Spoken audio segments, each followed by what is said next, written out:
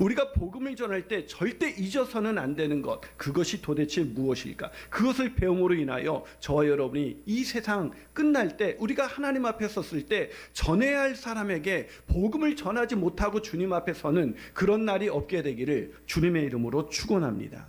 자, 그렇다면 복음을 전할 때 우리가 절대 잊지 말아야 할 것은 무엇일까요? 첫 번째로 복음을 전하는 자에게 권능이 있다는 것입니다. 아멘이십니까? 예. 지금 제가 이게 혼자 예배하는 느낌이에요. 여기 이제 예배에 함께 하기 위해서 앉아 계신 분이 있는데, 이제 19명이 예배 드릴 수 있으니까. 근데 아멘이 전혀 없습니다. 이게 아멘이. 제가 그럼 이제 영상만 보고 저도 이렇게 카메라만 보고 설교를 해야 될 것 같아요. 여러분, 우리가 하는, 여기도 대표로 나와서 함께 예배하는 것입니다. 여러분, 예배한다는 걸 잊지 마시기 바랍니다. 아멘.